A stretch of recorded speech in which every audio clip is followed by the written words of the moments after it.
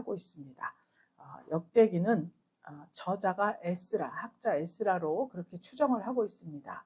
왜 그러냐면 BC 5세기 후반부의 그 시대적인 상황에 해당하는 문체, 또 형식 이런 것들을 사용했습니다. 그리고 1장부터 9장까지 족보가 쭉 열거돼 있어요. 5절까지 읽는데도 엄청 힘들었죠?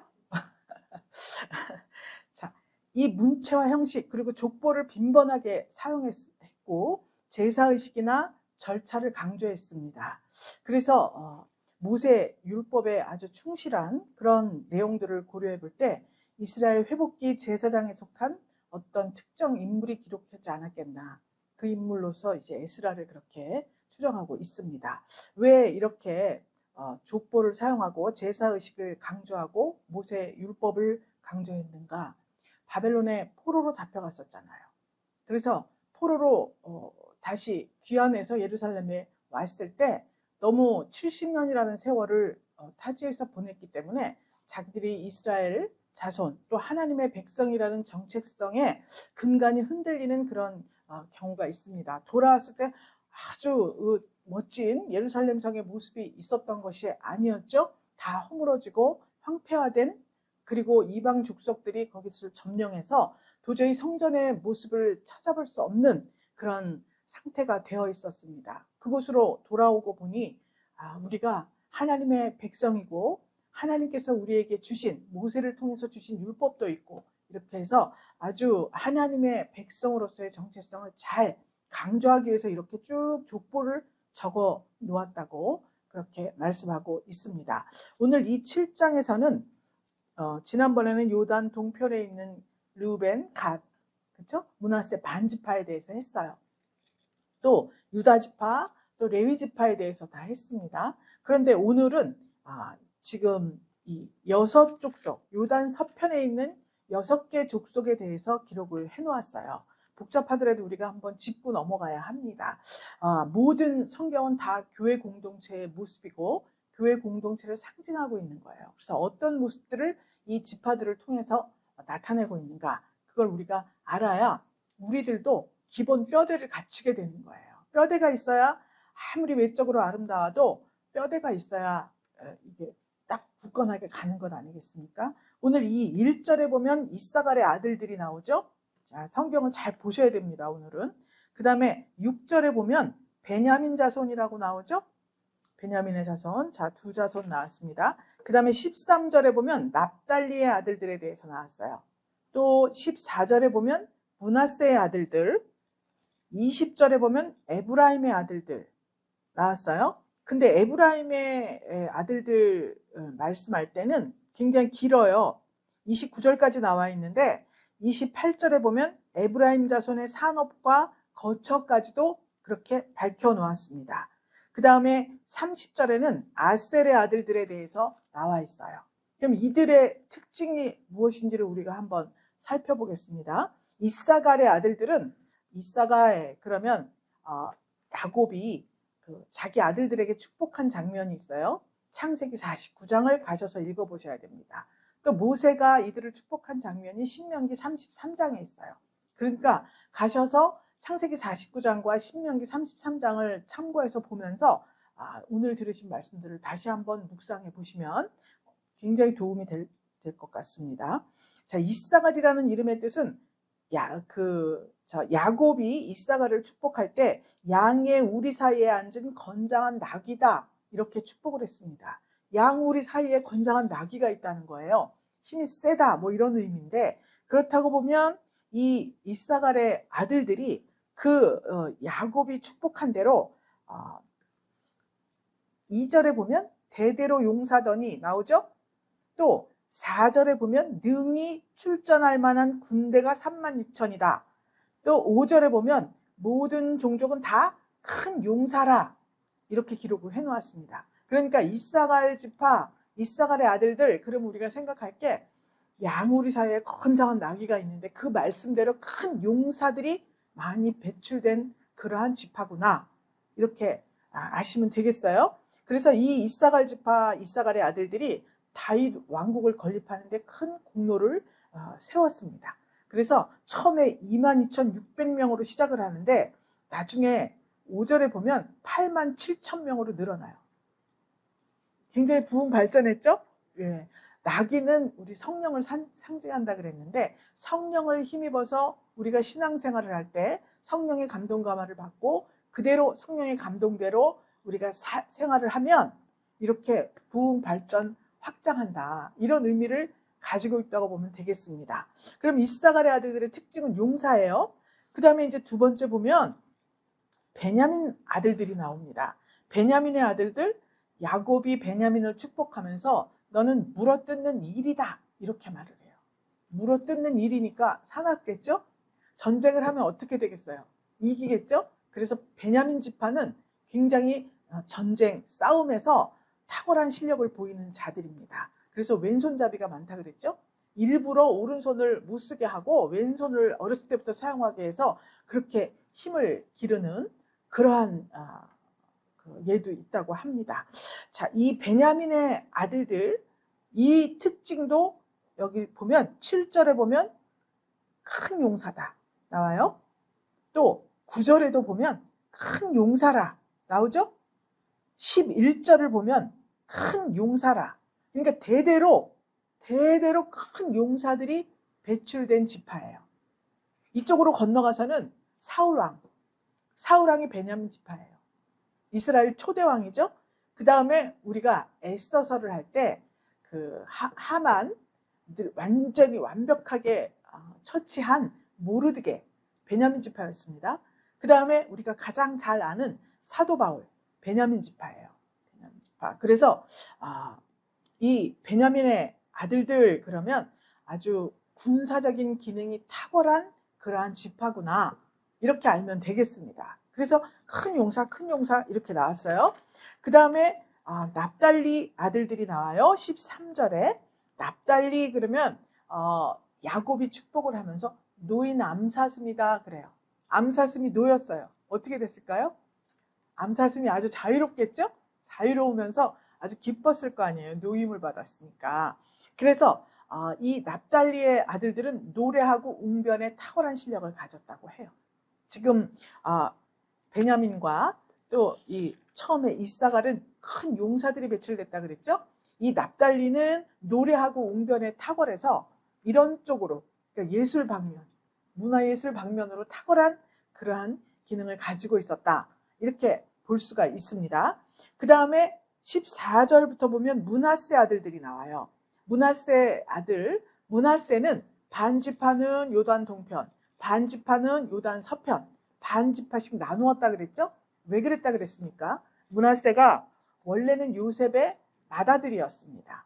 요셉의 맏아들이었는데 야곱이 찾아 에브라임, 므낫세하고 에브라임 두 형제가 요셉의 아들들이었어요. 그런데 야곱에게 축복을 받으러 갔더니 야곱이 팔을 어긋맡겨서 축복했다 그랬죠? 그래서 므낫세가 장자인데도 에브라임에게 장자의 축복을 했습니다. 그리고 므낫세가 차자가 된 거예요. 그러니까 장자로서 기분이 나빴겠죠? 그런데 하나도 기분이 나빠하지 않았습니다. 므낫세는 겸손하기도 하고 하나님의 성령의 뜻에 전적으로 순복하는 그러한 아들이었어요. 그랬기 때문에 하나님께서 복을 주셔서 동편과 서편의 기업을 2개를 주신 거예요. 2배를 주신 거예요. 원래 2배는 장자가 받는 거잖아요. 장자의 축복은 에브라임이 받았는데 장자의 실질적인 복은 므낫세 지파가 받아서 반반, 동편, 서편의 반씩 그렇게 받았다고 보면 됩니다. 하나님께서는 정말 공평하시고 정의로우시고 그리고 사람의 마음을 잘 살펴주시며 또 한 사람 마음속에 숨겨진 헌신과 섬김의 그러한 마음과 공로를 잊으시는 분이 아닙니다. 반드시 상급과 멸관을 준비하시는 분이다. 이 므낫세 지파를 통해서 우리가 알 수가 있습니다. 그런데 특징이 있어요. 므낫세 아들들은 다른 이 앞에 세 지파를 이야기할 때는 그의 아들들은 이렇게 나왔습니다. 그런데 14절에 보니까 므낫세의 아들들은 이야기를 하면서 여인들이 등장을 해요. 그죠? 므낫세의 아들들, 그 처의 소생은 그래요. 처의 소생, 부인. 그 다음에 그 첩 아람 여인의 소생은 길르앗의 아비 마길인이 처와 첩에 대해서 기록을 했어요. 그 다음에 15절에 보니까 마길은 훈밈, 순밈의 누이 마가라는 이에게 장가들었다. 그쵸? 누이에 대해서 기록해놨어요. 장가들어 시집 보냈다는 거잖아요. 그 다음에 16절에는 마길의 아내 마아가는 그 누이 마아가에 대해서 또 기록을 해놓았습니다. 아들을 낳고 이름을 이렇게 했다. 그리고 18절에 보니까 그 누이 함몰레겟은 누이에 대해서 또 기록을 했죠. 그러니까 이 므낫세 지파가 득세를 했을 때 므낫세 지파들은 이 지금 여인들, 여자 상속에 관한 어떠한 법을 새로 만든 그런 지파라고 볼 수 있습니다. 15절에 보면 므낫세 둘째 아들의 이름이 슬로브핫인데 슬로브핫은 딸들만 낳았다 그랬죠? 아들이 없어요. 딸만 있었습니다. 우리 사사기에 있었어요. 슬로브핫이 딸들이 요구했죠? 아버지에게. 우리도 분깃을 주시오. 우리도 기업을 주시오. 이렇게 했을 때 주었습니다. 나눠 주었어요. 그러니까 이 지금 므낫세 지파를 통해서 여인들이 상속받는 것에 관한 법칙이 제정이 되는 거예요. 지파들마다 다 특징이 있죠? 달라요. 그래서 뭐 처의 소생, 첩의 소생, 슬로브핫의 딸들 이 여인들이 처부터 다 기록을 해놓으면서 이제 여인들, 즉 남녀 차별이 극심하던 시대였잖아요. 그런데 이때 하나님의 복락을 누릴 권리는 남자나 여자나 차별 없이 동등하다. 이렇게 이 므낫세 지파를 통해서 말씀하고 있는 것입니다. 그래서 요즘에 우리 이제 합동의 그 교단에서는 여성 목사들한테는 목사 안수를 주지 않습니다. 그래서 저도 그쪽에 있다가 옮겼죠. 여성 목사 안수를 주는 교단으로 옮겼습니다. 근데 지금도 이제 아직 주지 않고 있어요. 안수를 주자 여성들도 이렇게 했는데 통과를 했답니다. 그런데 올라가서 또 그게 다 잘못된 거예요. 그래서 교단 뉴스에 나온 거 보니까 신대원을 졸업하면 강도사예요. 강도사 고시를 보고 강도사를 하는데 뭐 동업자라고 그러던가 무슨 뭐라 그러더라. 하여튼 뭐 돕는 사람 그런 의미의 그런 이름을 따로 준다는 거예요. 그러니까 거기도 이제 여성 모임이 있을 거 아니에요. 그때 충실 때 그랬을 때 그거 필요 없다. 목사에 준하는 대우를 한다. 준하는 대우를 하는데 왜 목사라고 하면 되지 다른 이름을 붙이느냐. 이렇게 해서 지금 굉장히 다투고 있는 중이라고 그렇게 나왔더라고요. 여기에서 이 므낫세 지파 가운데에서 일찍이 하나님께서 남녀 동등 차별 없이 지금 이 하나님의 세대를 이루어가는 과정을 보여주고 있습니다. 그래서 좀 혁신적이라고 볼 수 있죠. 네, 혁신적이라고 볼 수 있습니다. 그 다음에 이제 에브라임의 아들들 이야기가 나와요. 20절에 보면 에브라임의 아들들은 그러면서 그 아들은 나오는데 21절에 보니까 저희가 가드 토인에게 죽임을 당하였으니 이런 사건이 납니다. 가드라는 동네의 원주민에게 아들들이 죽임을 당하는 장면이 여기 기록이 되어 있습니다. 중요하니까 기록이 됐겠죠? 이는 왜 그랬느냐? 왜 죽임을 당했냐면 가뎃 사람의 짐승을 빼앗고자 하였음이라 이렇게 기록이 되어 있습니다. 자, 하나님께서는 지금 여기 쭉 계보를 보면 27절에 보면 그 아들은 눈이요 그 아들은 여호수아더라 그렇게 기록이 되어 있죠? 여러분 그 12정탐꾼 보낼 때 갈렙하고 여호수아를 가나안으로 보냈잖아요. 여호수아예요. 이스라엘 백성들을 가나안으로 데리고 간 그 여호수아인데 이 여호수아가 에브라임 지파였습니다. 그래서 이 가드 원주민에게 왜 죽임을 당하고 짐승을 취하려다가 그렇게 됐다 그랬잖아요. 그럼 이것은 그때 당시에는 그랬겠죠. 가드 원주민에게 짐승을 가져가려고 하니까 당연히 와서 쳐들어와서 죽였겠죠. 그런데 이것이 우리들에게 지금 교훈이라면 이 12지파의 모든 모습들은 다 교회 공동체의 모습이라고 했죠. 그랬기 때문에 지금 예수님께서 말구유에 태어나셨습니다. 그 의미가 뭐죠? 짐승 같은 너희들이 나를 먹고 말 먹이통에 태어나신 거잖아요. 말구유가 사람이 되어라. 그런 의미로 말구유에 태어나셨다고 볼 수 있습니다. 그렇다면 지금 이 에브라임 지파는 북이스라엘을 또 이렇게 복음으로 받았죠? 우리가 복음이라 그랬잖아요. 좋은 소식이에요. 복음의 좋은 소식. 오늘 제목은 하나님의 은혜입니다. 하나님의 전적인 은혜로 우리가 복음으로, 우리는 여기 지파에도 없잖아요. 그렇죠? 우리 무슨 지파야? 지파 없어요. 신약의 성도들은 지파가 없어요. 구약에나 있었지. 무조건 이스라엘 사람이든 그렇지 않은 사람이든 모든 이방인들이 예수님께서 십자가에 못 박혀 죽으신 사실을 믿고 부활하신 사실을 믿는다면, 예수님이 나의 구주라고 고백을 하면 누구든지 다 하나님의 백성이 되는 것입니다. 그렇기 때문에 지금 이 예수님께서 이 에브라임 지파가 북이스라엘, 남유다는 유다 지파랑 베냐민 지파 두 지파가 남았어요. 10지파가 다 북쪽으로 올라갔습니다. 여로보암을 왕으로. 그때 지금 에브라임 지파였어요. 여로보암이. 그러면 이 에브라임 지파가 그 원주민들의 짐승을 빼앗으려고 했다 그랬죠? 즉 뭐예요? 전도예요. 전도. 영혼 구원을 하려고 했던 거예요. 은혜 시대잖아요. 성령 시대잖아요. 그러니까 부흥 확장 발전하는 시대예요. 에브라임 지파가 있을 때에는. 그렇기 때문에 짐승과 같은, 즉 아직 그리스도인으로 거듭나지 않은 사람들, 자기의 본능대로 살고 자기의 방식대로 사는 그러한 사람들에게 복음을 증거하는 거죠. 그러려고 치어 뺏은 거예요. 그러니까 짐승들을. 그랬더니 그 원주민들이 와서 죽인 거예요. 예수님께서 이 땅에 오셔서 자기 몸을 죽이시고 십자가에 죽이셨을 때 왜 죽이셨습니까? 온 인류를, 사단 마귀의 손아귀에 있는 온 인류를 다 빼앗아서 성도로 만들기 위해서 그렇게 죽으신 거예요.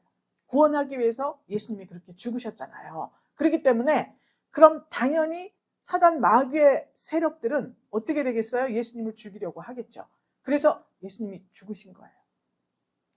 그래서 여호수아, 예수님의 상징 가나안으로 이스라엘 백성들을 데리고 들어간 여호수아가 이 에브라임 지파였다는 거예요.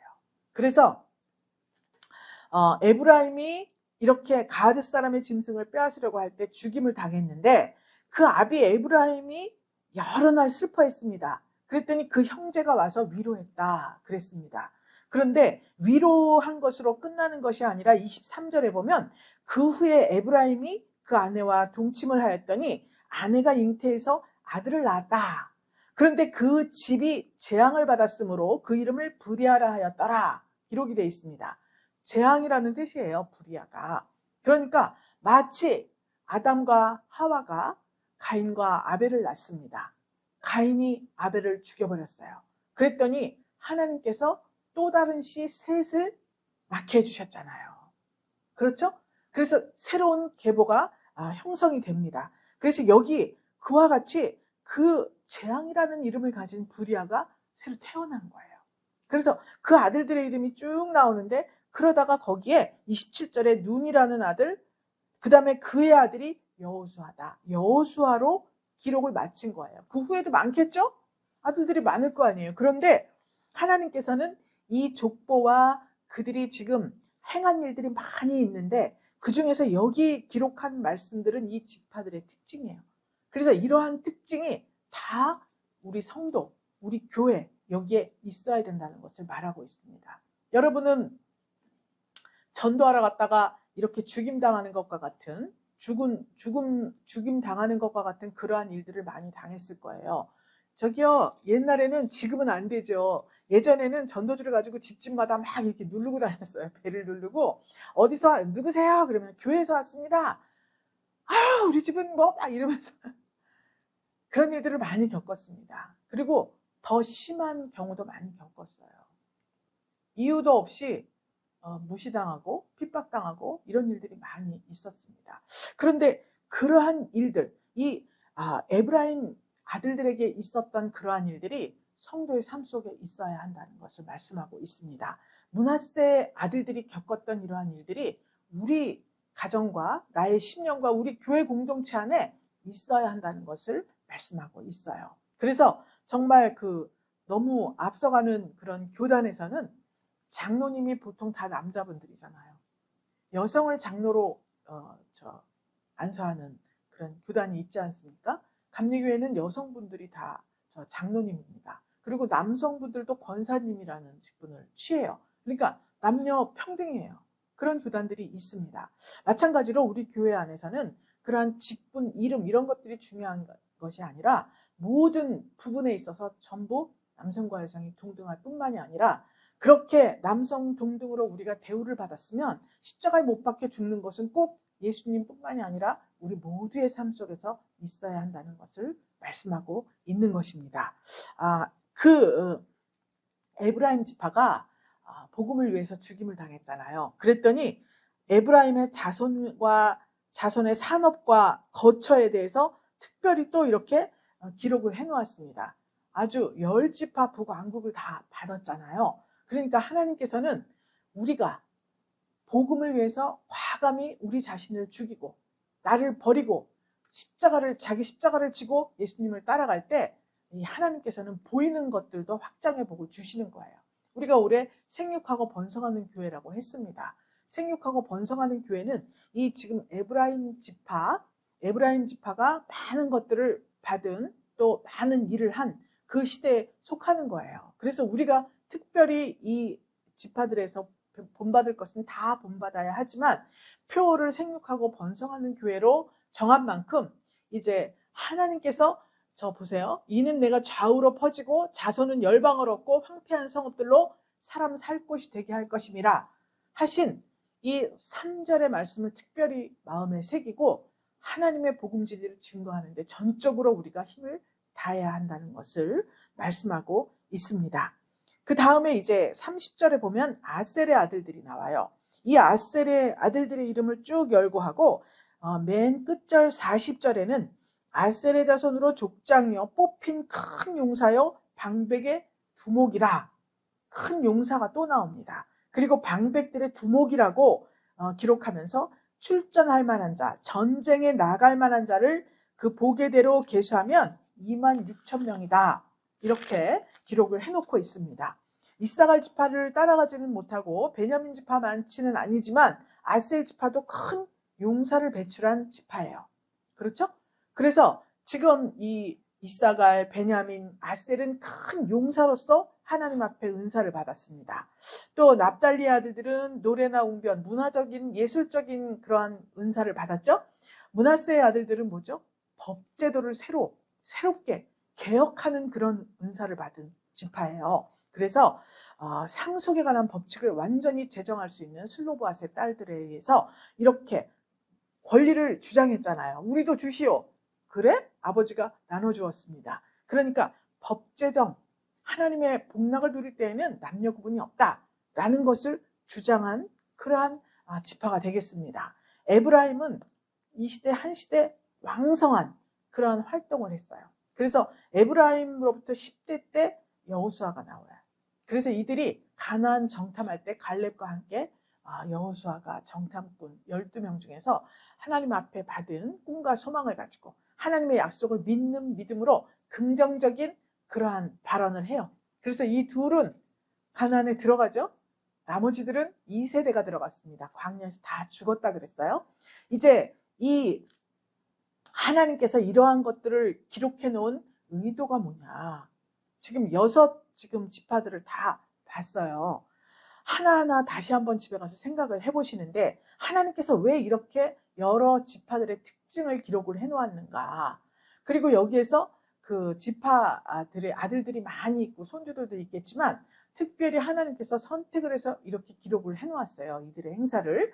그럼 왜 그러느냐. 이스라엘을 주권적으로 하나님께서 선택하신 거예요.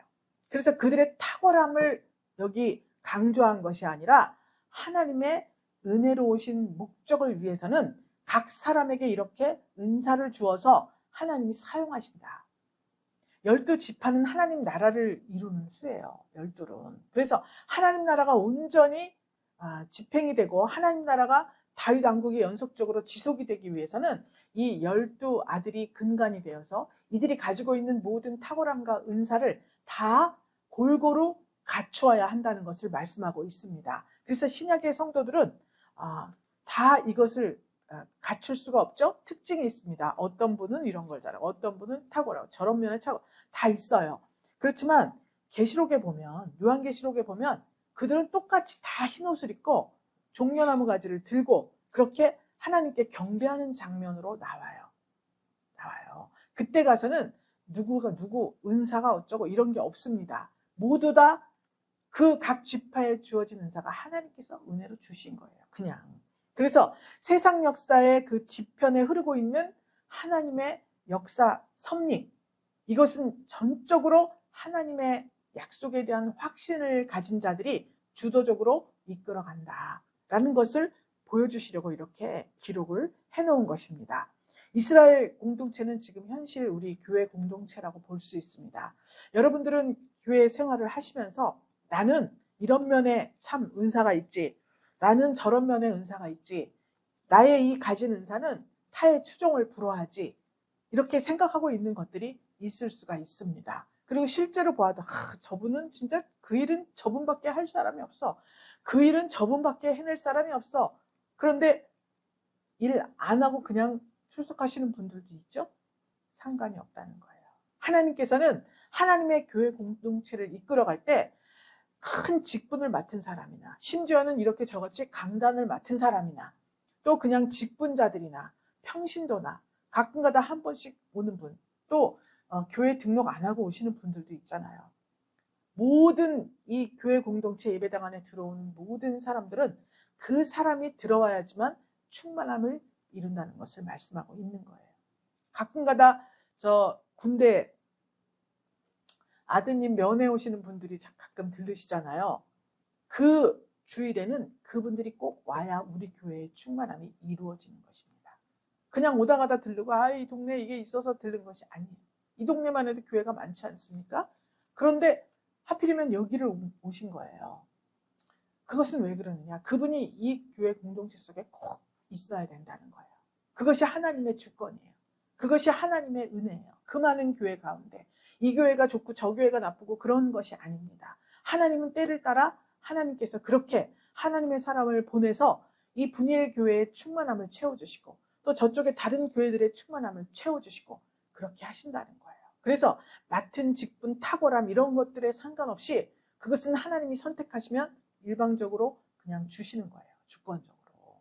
그렇기 때문에 직분이나 맡은 것 이런 것에 대해서 연연하지 아니하고, 내가 하나님의 사랑을 받고 나를 위해 죽으신 예수 그리스도, 십자가에 죽으시면서 피를 철철 흘렸습니다. 물도 다 흘리셨습니다. 그분이 그렇게 하신 것이 전적으로 나를 위해서 그런 것이다 라고 생각하시면서 자기 자신을 존귀하게 여겨야 하는 것입니다. 나는 베냐민 지파같이 용사가 없어. 우리 아들들은 이제 우리 나이 또래가 되면 60대 후반 정도가 되면 모이면 자녀들 얘기를 하는 거예요. 우리 아들은 어디에 있어? 우리 딸은 어디야? 그냥 우리 자식들은 뭐가 어때? 아주 전부 자녀들 얘기예요. 이제 내 시대가 갔잖아. 그러니까 자녀들 얘기를 하고 있습니다. 그런데 그런 얘기 백날 해도 뭐 그렇게 듣는 사람은 또 자식 자랑이네 이러지. 그렇구나. 마음속 진정으로 그렇게 생각해 주는 사람은 거의 100명이면 80명도 안 됩니다. 그렇지 않습니까? 그런 것보다는 내가 받은 주님의 은혜, 정말 나같이 보잘것없고 그러한 사람에게 주신 하나님의 은혜, 또 하나님께서 은혜를 주셨는데 이 에브라임 지파와 같이 풍성함과 충만함도 함께 허락하셨더라. 이것은 내 실력이나 내 어떠한 내 모습 가지고는 절대로 이룰 수 없는 오늘날의 현실을 하나님께서 전적으로 은혜로 이렇게 우리에게 베풀어 주셔서 편안한 생활을 하고 그 평안함을 가지고 나가서 복음 진리를 증거하는 그러한 기반으로 삼을 수 있도록 주님이 인도해 주셨다. 이 생각을 가지고 우리는 살아가야 하는 것입니다. 하나님의 백성에게 선행이나 탁월한 점이 있다면 그것은 그리스도 안에서 주어진 예수 그리스도의 의예요. 죽으신 거예요. 우리를 위해서. 또 하나님께서는 그분을 살리셨어요. 그래서 부활 생명을 우리에게 주신 겁니다. 이것을 잘 알고 있어야 돼요. 그래서 그 그리스도 예수 안에서라고 말하는 것은 그 예수님의 삶을 우리가 본받는 거예요. 그런데 그 본받는다 여기서 끝나는 것이 아니라 반드시 주님은 열매를 요구하시는 거예요. 그 열매가 반드시 나타나야 한다는 거예요.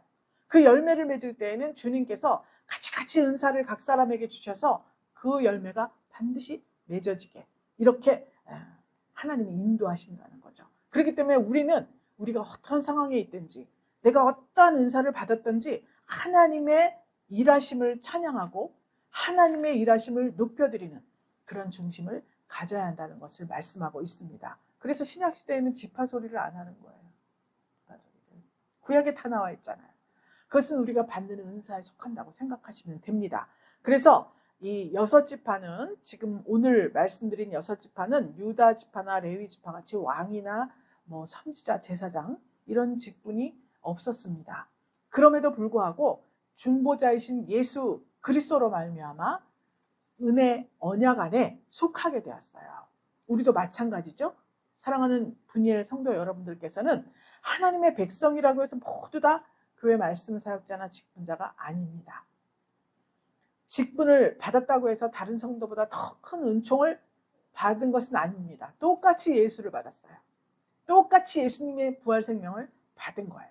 그래서 내가 은사를 받았다면 이제 이 내가 받은 은사 때문에 분이엘 교회가 더 풍성해지고 내가 상급도 받고 또 여러분들과 만나는 모든 사람들이 예수님의 부활 생명을 받아서 생명을 얻고 영원하고 풍성하고 큰 생명을 얻는 그러한 심령으로 만들어야 할 책임이 있다는 것을 말씀하고 있습니다. 하나님의 백성은 성령의 일하심과 하나님의 말씀으로 자기 자신이 하나님 백성인 걸 알게 되는 거예요. 오늘 확실히 아셨잖아요.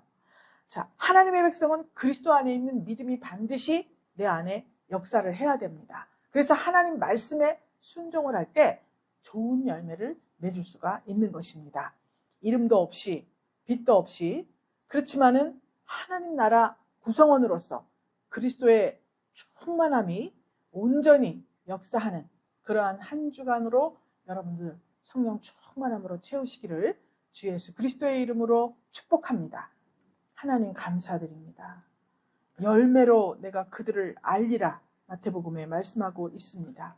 주여 주여 하는 자마다 다 또 선지자 노릇하는 자마다 다 하나님께서 천국에 가지 않는다는 말씀을 하셨습니다. 불법을 행하는 자들이라고 그렇게 책망하신 말씀을 생각합니다. 이제 우리 사랑하는 분이엘 권속들이 생육하고 번성하라는 하나님의 말씀을 믿고 실천할 때 하나님의 성령의 일하심이 저들 삶 속에 충만하게 하여 주시고 하나님의 말씀의 열매가 주렁주렁 열려 마침내 하나님 이 전이 차고 넘치는 귀한 역사가 있게 하여 주시옵소서. 믿음으로 나아가는 저들의 삶 속에 하나님께서 가지가지 이 6지파가 받은 모든 축복을 온전히 받아 누리기에 부족함 없도록 인도하여 주시옵소서. 축복하며 살아계신 예수 그리스도 이름으로 기도 올리옵나이다. 아멘.